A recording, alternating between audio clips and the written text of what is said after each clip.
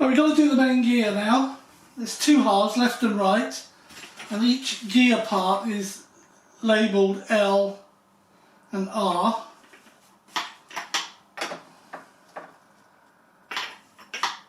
In fact, we'll only go in one way against the holes, and that one happens to be there like that. These are wonderful. This is powder coated aluminium. It's not paint, it's powder coat. It's absolutely brilliant. That goes there like that. Another observation where Horizon Hobby have got it wrong. In the manual it does say that you need 18mm screws for this. 6 of them. The only screws that come close to 18mm that have a 2mm hex drive are these. But I've measured them and they are 14mm, 4mm short. But I then took a look at this piece here, which I believe is for your floats. I just took one of those screws out. And this screw is 18, but the screws they give you for your mains are 14. I'm going to take the screws out of the back here and use them on my mains, and then use these 14s just to cover that plate up. Simple exercise, let's get it done.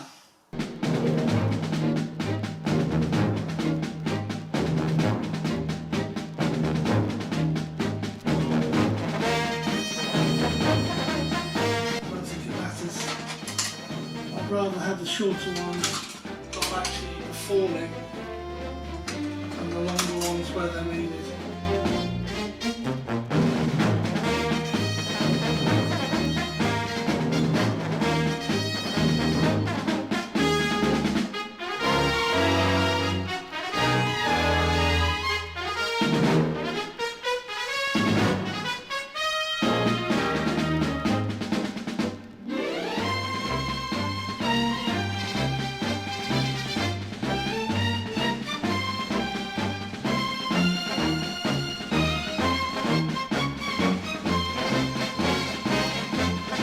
So we are, so we've got 14s in the back, 18s in the front, and we swap them over. This will definitely get some tape over there and over here. Not that I think they'll vibrate loose, but better safe than sorry.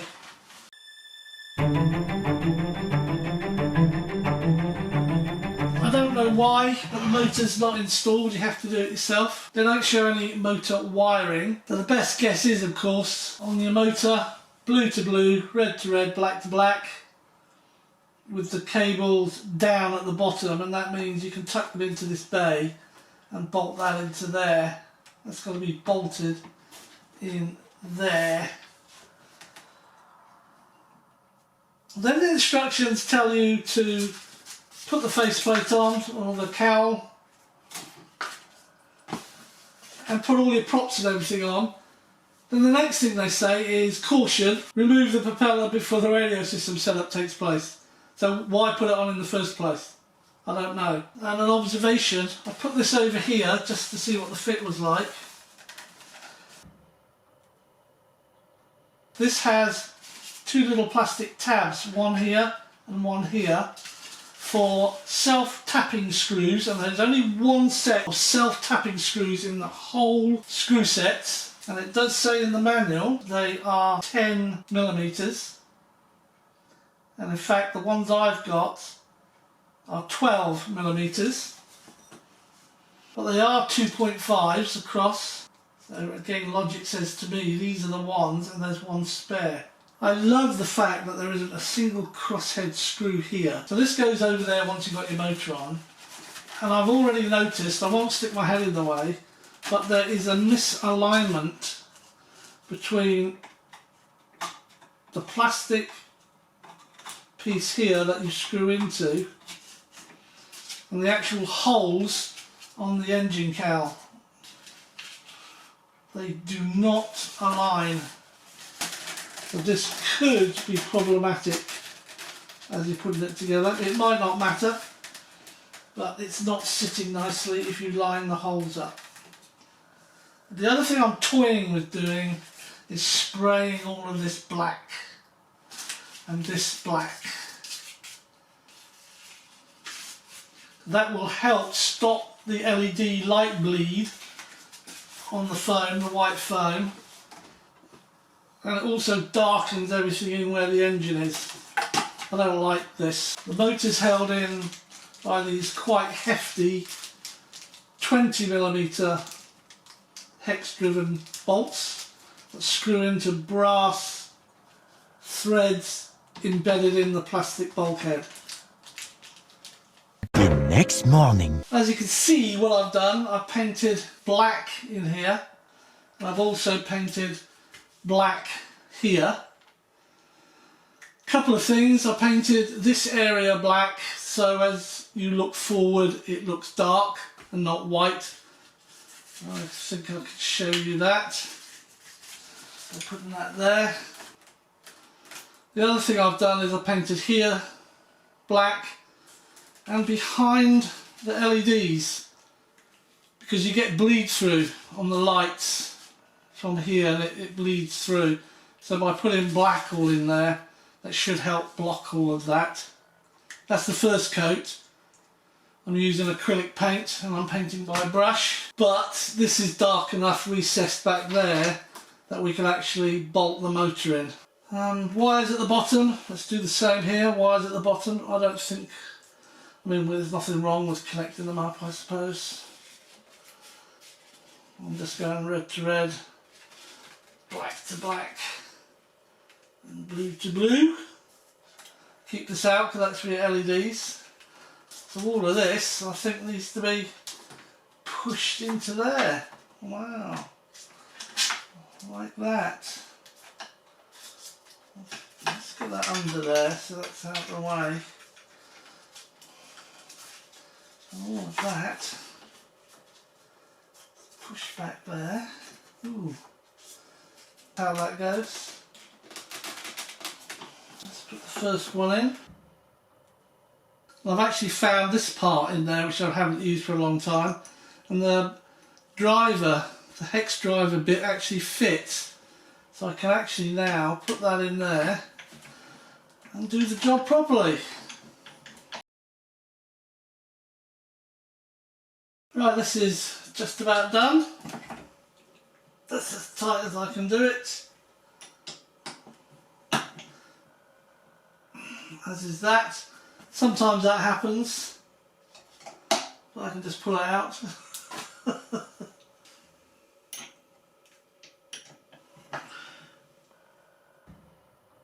The magnets in the motor are pulling the bit to a slight angle, and it's not 100% tight fit. That's it, job done.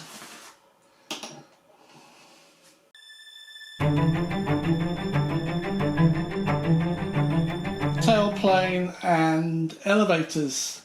In another bag they had this little spar. This is needed. 12mm M3 nuts. There's a bag of 3 of them. They always seem to give you one spare of everything so far that I've used. There's 3 of those, you need 2 of those to bolt it all together. Now the instructions say you need to pass this through there. I'm not keen on doing that because you never quite know. It could end up like that, it could end up like that. You never really know. So what I like doing first is putting this into the actual tailplane in this case and seeing how far it will go. It might be a bit short, then we're going to pop that on.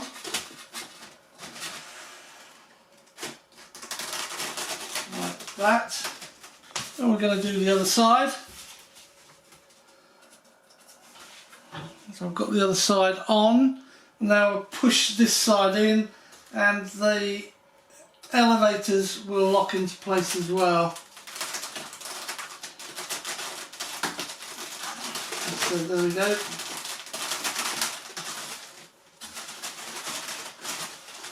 Right, so the elevator is now connected. These are in. Let's try those screws. So one screw per side, and they use a 2mm hex driver.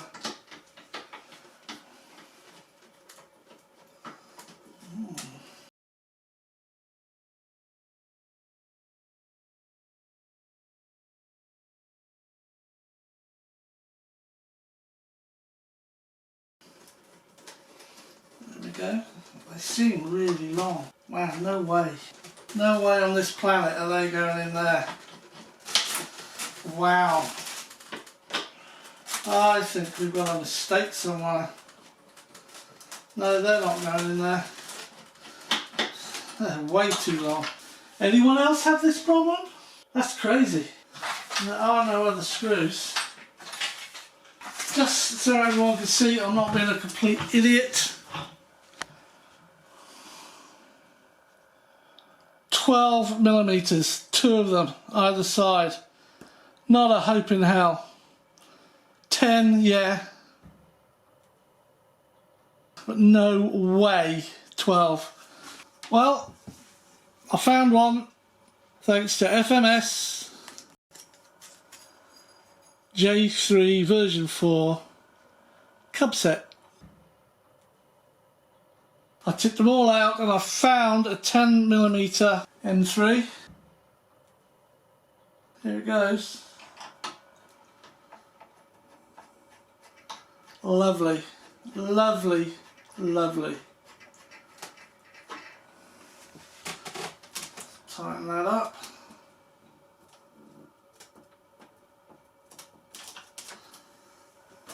Job done. Thank you, FMS. Horizon Hobby. Onwards and upwards. And in order to make myself feel a little bit better, I just want to show you this tail wheel. There's the before. Tail wheel back on. That's actually quite a stiff joint on that. Put the grub screw in. Hold it in place. There's a flat there.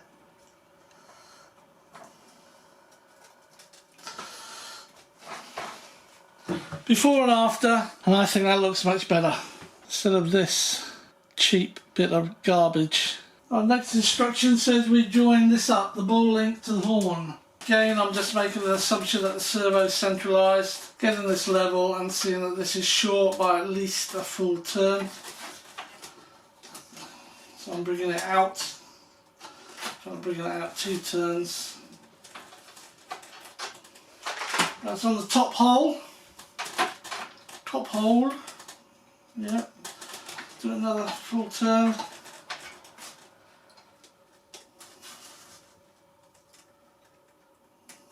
Half a turn.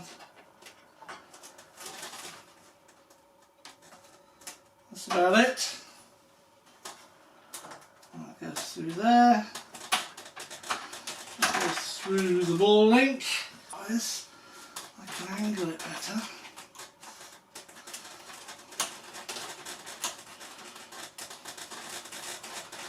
Drive that in. Whoops.